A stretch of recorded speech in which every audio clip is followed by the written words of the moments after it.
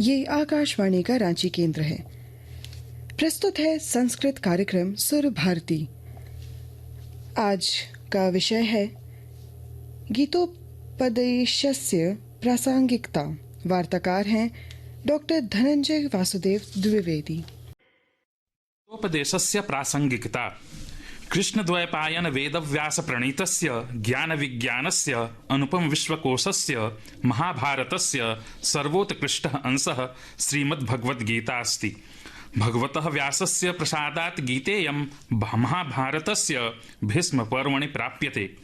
इयं वस्तुतः परब्रह्मणः भगवतः श्रीकृष्णस्य मुखारविन्दात् निःसृता। परम निःश्रेयससाधिकायाम् अस्यां 700 श्लोकाः विराजन्ते। प्रस्थानत्रय्याम् अस्याः स्थानं महत्त्वपूर्णम्। साम्प्रतम् अस्माभिः गीतोपदेशस्य प्रासंगिकता इति विषयम् अनुसृत्यैव लोकहितार्थं विचारः उपस्थातव्यः। अस्माकं देशे प्राचीनतमा औपौरुषेयाः 4 वेदाः, आध्यात्मिकचिन्तनस्य विशिष्टाः शताधिकाः उपनिषद्ग्रन्थाः, बहुविधदर्शनशास्त्रग्रन्थाः, विविधधर्मशास्त्रग्रन्थाः, वेदाङ्गानि, पुराणानि, नानाविधाः काव्यग्रन्थाश्च विद्यन्ते। सर्वेषाम् एतेषां महत्त्वं देशे विदेशेष्वपि च प्रख्यातमस्ति। अतएव अस्माकं देशः जगद्गुरुरूपे कथ्यते। विद्यमानेषु एतादृशेषु बहुमूल्यग्रन्थेषु श्रीमद्भगवद्गीतायाः एवं सततं गानार्थं, श्रवणार्थं, अध्ययनार्थं, मननार्थं, निदिध्यासनार्थं, भावनार्थं, कल्पनार्थं, सम्यक् स्वाङ्गीकरणार्थं च विविधशास्त्रमर्मज्ञैः विद्वद्भिः जनाः प्रेर्यन्ते, प्रबोधयन्ते, उपदिश्यन्ते च।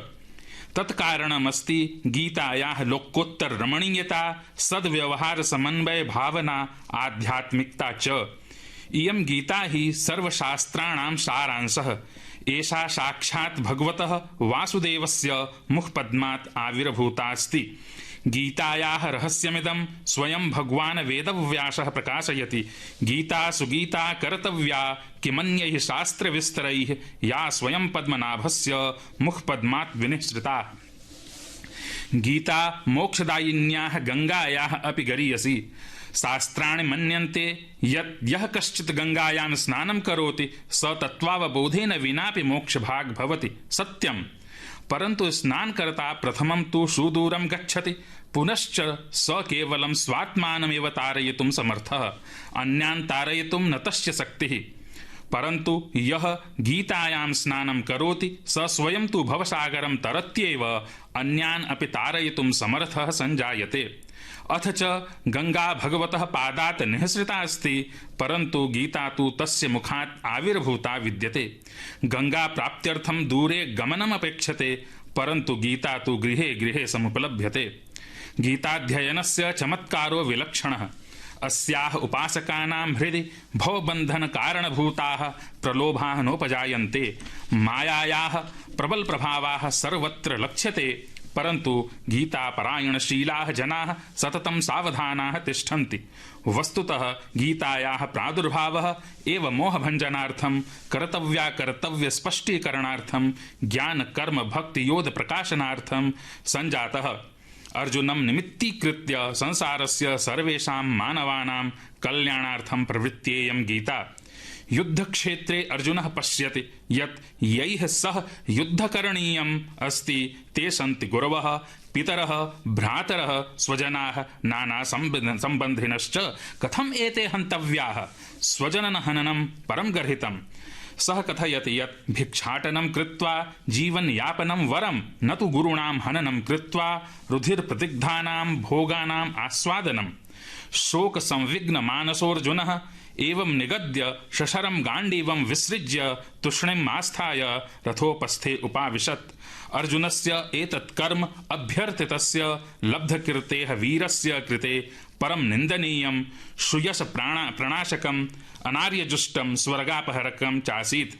तस्मादेव भगवान् कृष्णः अर्जुनम् उपदेष्टुम् आरभते। हे अर्जुन, एतस्मिन् अवसरे कुत एतत् आर्यैः गर्हितम् आत्मनः पतनकारणम् अपयसो हेतुश्चाधैर्यं तव हृदये समुपस्थितम्। त्वं हि वीरः शत्रूणां हन्ता चासि क्षुद्रां हृदयस्य दुर्बलताम् एताम् उत्सृज्य सम्मोहादिकं च परित्यज्य युधाय कृतनिश्चयः समुत्तिष्ठ। त्वया ज्ञातव्यं यत् शास्त्रविहित कार्यकर्मानुष्ठानं सर्वैः करणीयम्। अस्मिन् प्रसङ्गे इदमपि सम्यक् बोधव्यं यत् प्राणिनां शरीरे आत्मा एव प्रमुखः। स च नित्यः अचलः अप्रमेयः अजः शाश्वतः अव्ययः अविनाशी अछेद्यः अदाह्यः अक्लेद्यः अशोष्यः अविकार्यश्च। नासौ कमपि हन्ति न च केनापि हन्यते। भगवान् पुनः कथयत् यत् सौभाग्यशालिन एव क्षत्रिया एतादृशं धर्मयुद्धावसरं प्राप्नुवन्ति। स्वर्गप्रदायकम् एतादृशम् अवसरं प्राप्य यदि त्वम् अत्रतः पलायसे तर्हि स्वधर्मं कीर्तिं च हित्वा महत्पापम् अवाप्स्यसि। समत्वबुद्धिमास्थाय एतद्धर्मयुद्धकरणे केवलं लाभा एव लाभाः।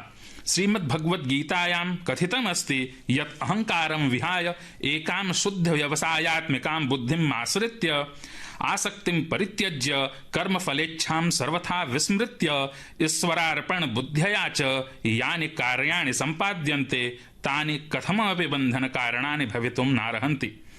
गीतायाः वास्तविकं स्वरूपं कीदृशं कश्च प्रतिपाद्यो विषयः इति मीमांसायाम् एतत् तावत् अवगन्तव्यं यत् गीतया न हि कस्यापि सम्प्रदायविशेषस्य प्रतिपादनं क्रियते न चापि तया कस्यापि सम्प्रदायस्य खण्डनं तिरस्कारो वा विधीयते।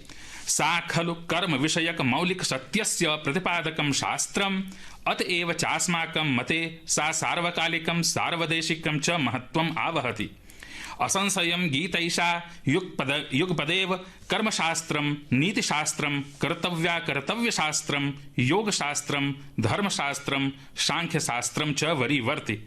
धर्मकर्मणां वैज्ञानिकदृष्ट्या परीक्षणे प्रवृत्तेयं ध्रुवमेव धर्मशास्त्राणामपि धर्मशास्त्रम्।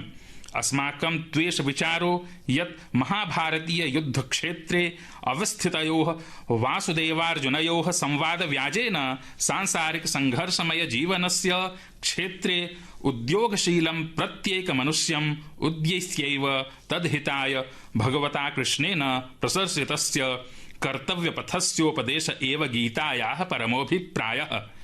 गीतायाः प्रत्येकाध्यायस्य पुष्पिकायां ब्रह्मविद्यायां योगशास्त्रे इति कथनम् अवाप्यते।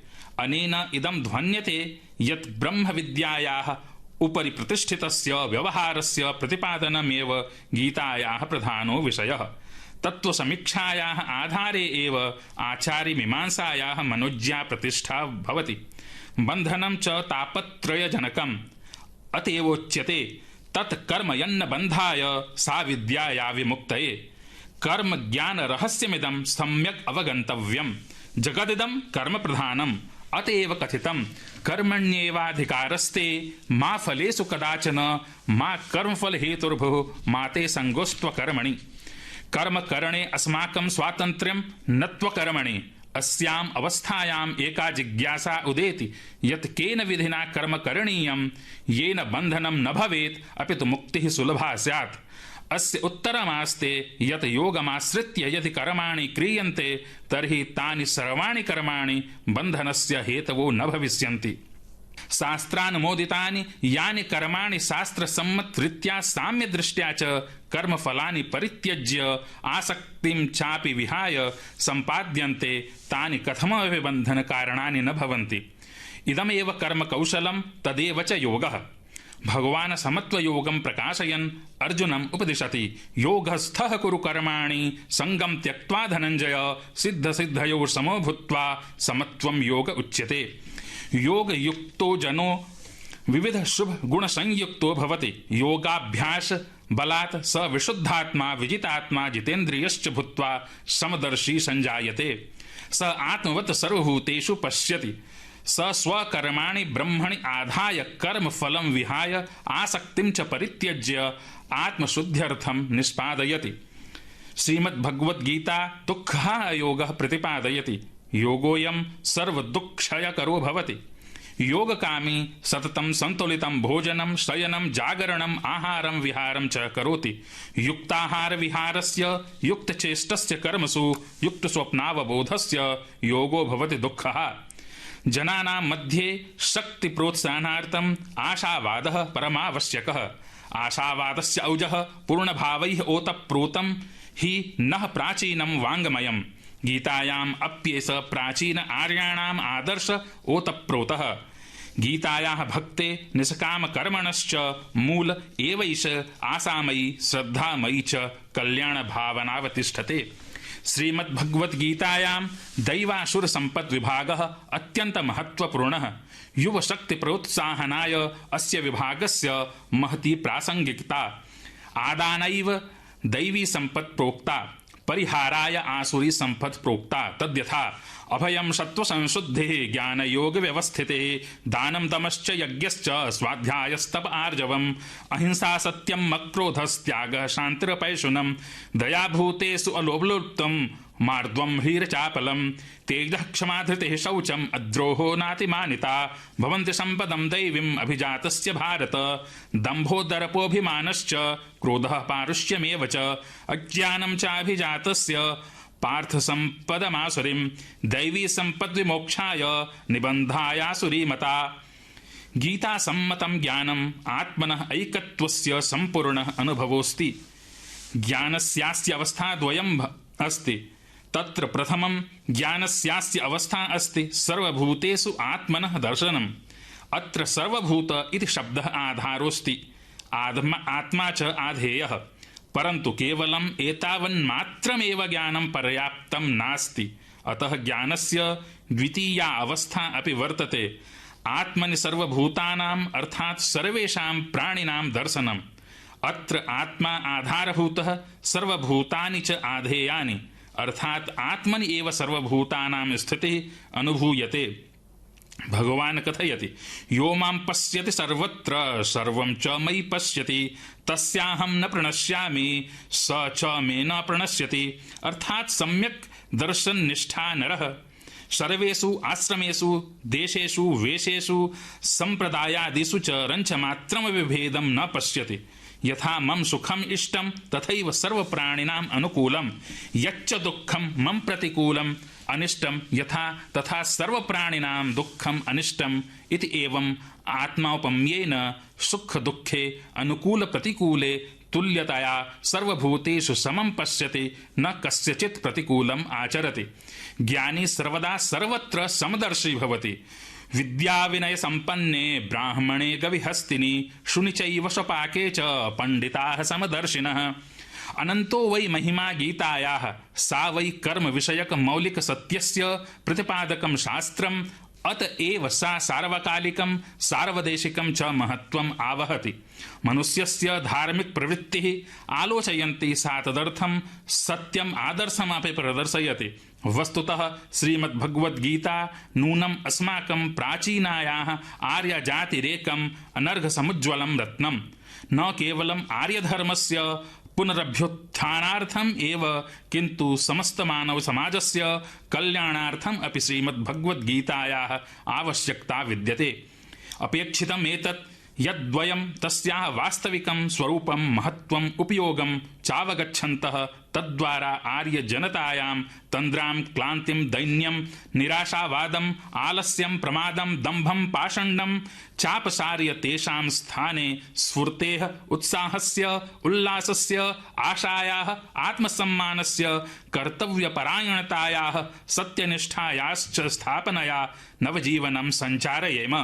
गीता अस्मदीया नूनं सास्माकं गौरवस्य गर्वस्य विषयः, परं सममेव तस्याः सार्वदेशिकं सार्वकालिकं च महत्त्वम्। समस्तमानवसमाजस्य कल्याणस्य रहस्यं तस्यां निहितम्। गीतायाः जीवनप्रदस्य उपदेशस्य सन्देशस्य च स्वकीयाचरणेन देशे सर्वत्र प्रसारणमेव नः प्रथमं कर्तव्यम् इति शम्। गीतोपदेशस्य प्रासंगिकता, ये वार्ता आप सुन रहे थे डॉक्टर धनंजय वासुदेव द्विवेदी से। इसी के साथ संस्कृत कार्यक्रम सुर